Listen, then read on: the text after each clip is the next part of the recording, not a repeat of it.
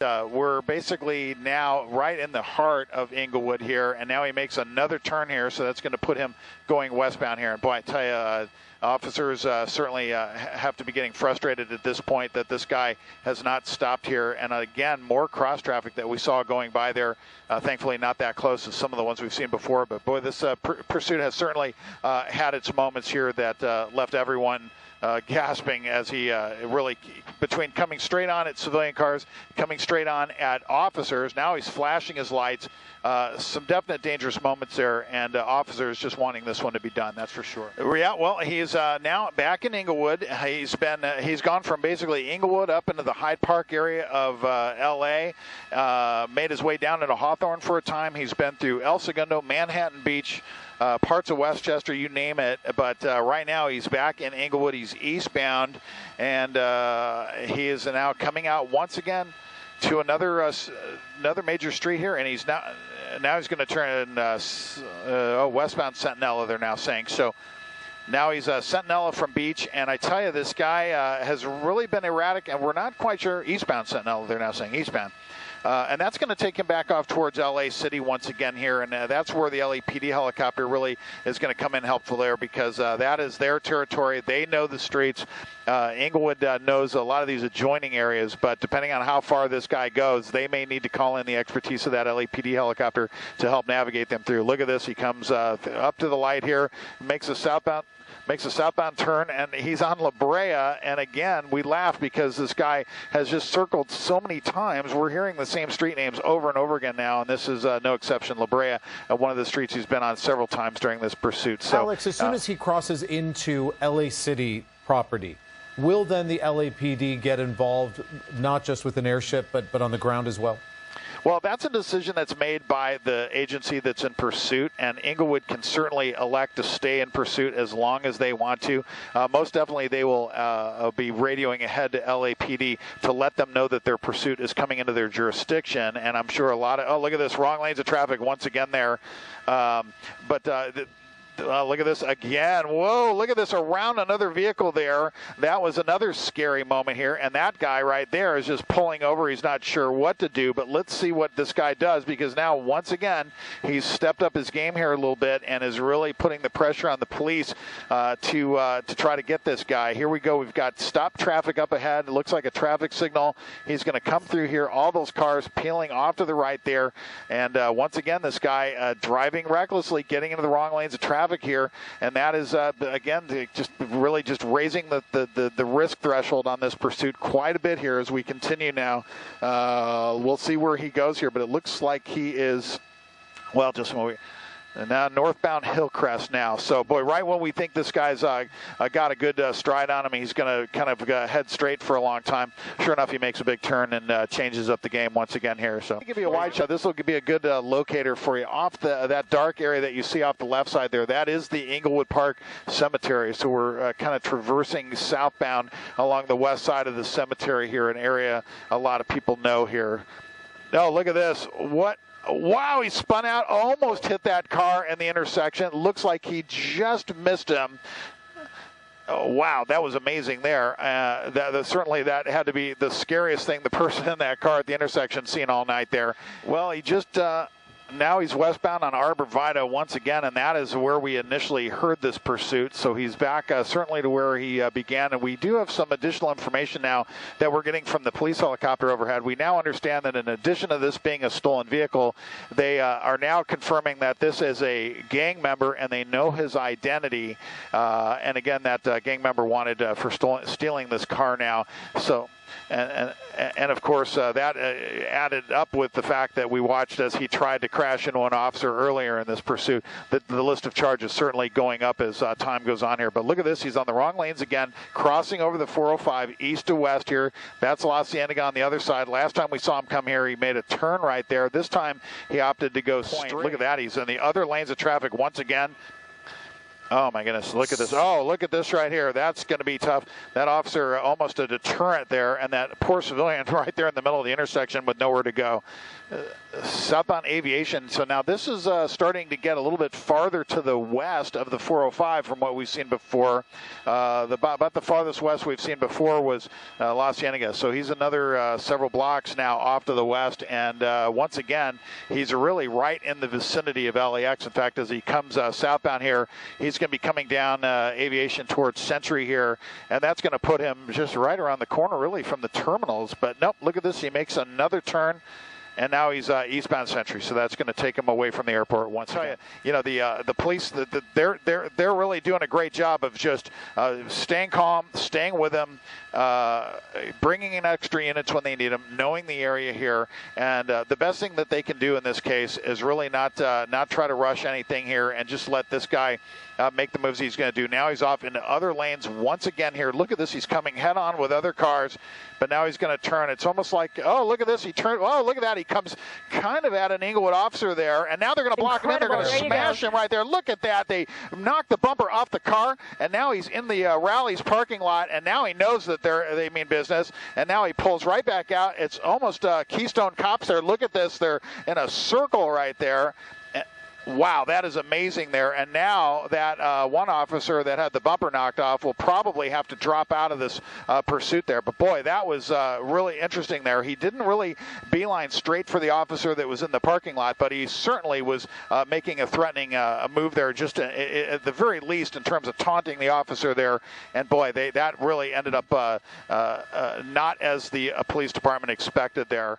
Well, we're just coordinating not only with the tower, but also checking in. There's a CHP officer right there. Now that's kind of a new element to this as well, and it's certainly good that he's there, because if this guy decides to get on the 405 either direction, the CHP is going to be right there and can quickly intervene and get involved if that's what Inglewood wants. Right now, that's the 405 off the right side of the picture that you see. So he's on La Cienega.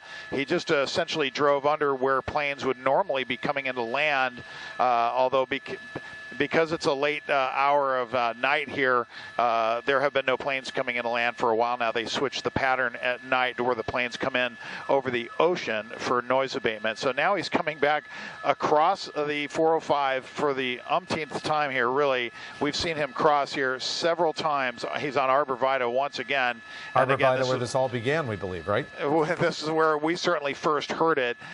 So, yeah, absolutely. Wow, what an interesting pursuit here, and it's going to be curious to find out what all the details of this are, of course, once it's all done here. But right now he continues. He's in a nice, well-lit area here. Good for officers, considering this guy has his lights turned off.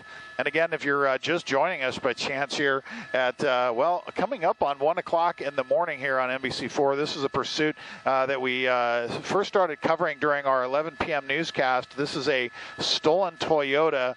The driver of the car appears to be a young male. Some reports have this the person to be 17 years old, although the Inglewood Police Department has not been able to confirm that. There's also some mention that he may be affiliated with a gang. We've seen the driver holding his hand out of the window at times, flashing what appeared to us to be gang signals. Inglewood PD, still the lead agency pursuing this guy. He's driven through several other jurisdictions, including Manhattan Beach, LA County, LAPD. But right now, Inglewood's holding onto it, although they do have an LAPD helicopter overhead. That's I believe, the second LAPD helicopter that's been involved after the first one needed to depart the scene to go get fuel. And right now, we just watched as this guy made one of the longest straight runs there for a while, because for the most part, he's been making turn after turn after turn. And now we're watching him back into his familiar pattern here of driving in the center turn lane, occasionally even driving opposing traffic.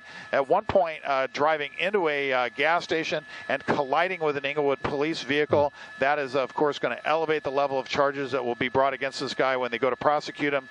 A lot of stuff that this guy has done wrong here, and a lot of reasons why the Inglewood Police Department wants to bring him to justice. Pit maneuver, I can tell you the rules that normally apply to the CHP, and I'm sure these rules are similar for some of the local jurisdictions that do it. CHP normally will only use the pit if the speeds are 35 miles an hour or below. Otherwise, the risk level of doing it is just too great. I am not clear if the Inglewood Police Department does the pit maneuver, but I can tell you that from the looks of things, they are probably one of the agencies that does not do it. And here you go into an intersection here. He slows down greatly as he comes across La Brea. Officers all then slowing down in sequence there, and then the guy will speed back up again. But the pit maneuver, they certainly have had some opportunities, a few opportunities to do it, and they did not. So it's our belief that the pit maneuver is probably not in their list of tools that they can use. Now, I do know that the city of Hawthorne has used the pit maneuver, as we've seen over the years. So if this guy got down into the community of Hawthorne, it could actually bode in their favor if they asked Hawthorne to get involved and pit this guy. But so far, no indication of a pit from Inglewood. Also, the spike strip, another possibility. But unfortunately, since he's been driving so erratic and they just don't know where he's going to go, trying to lay down a spike strip, unfortunately, makes for some tough planning there. They just don't know, where he's going to be. He's currently eastbound. Looks like he's on Century, I believe, crossing under the 405 once again. Yeah, that is definitely Century. He comes up to La Cienega. And once again, he turns northbound on La Cienega. We've seen him on this stretch several times here. So this is kind of part of his circuit here. And again, for me, I would think that the Inglewood Police Department would probably be considering, they'd be really looking at the idea of possibly putting a spike strip down here. We're going to be actually having to depart here for fuel in the next couple minutes. So unfortunately, we're going to have to depart the scene here, but we're going to continue to watch this as long as we can while we start to make our way out of the area here. But here you go, back to Arbor Vitae, across the 405. Oh, look at this, right at another vehicle. That car pulls over. Another close call. We'll give you the wide shot here because to me, this shot really always tells the big picture here. You see the number of officers involved. That's the LAPD helicopter that you see off the right side of your picture there, providing the searchlight there, that night sun searchlight, which has been so valuable during this pursuit. And again, this guy, once again now on the west side of Hollywood Park Racetrack now, as he kind of makes his slow trek southbound here. The LAPD helicopter has done a great job of keeping this guy in their sights, even with jumbo jet traffic going into LAX passing by. So kudos to them and to the Inglewood Police Department for keeping it safe and doing a great job of keeping their cool during what has been a very intense pursuit here. But right now he's back westbound. I believe he's on Century. Look at that cross traffic right there. He goes through a red light, and he does this move every time here. He slows down right after he comes through the light, and all the officers have to slow down. There they all are. Now he's in the wrong lanes of traffic once again. Again, part of this familiar pattern that we've gotten to see with this guy.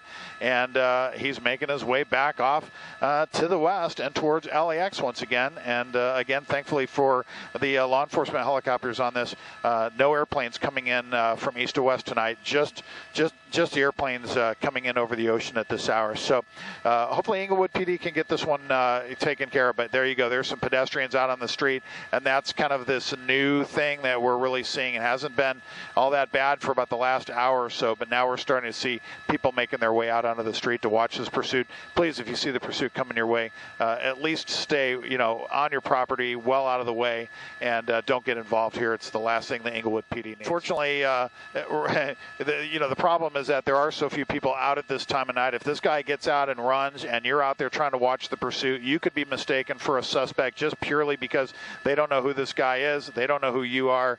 It's really best for everybody if you stay inside. There's someone on the corner right there waving at the officers. Not what police really want to see at this point. No, not what any of us want to see, and especially when you're in those residential areas. Alex Calder, thank you very much, who has been monitoring this pursuit for us. We want to make sure that you get out of there and get the gas that News Chopper 4 needs.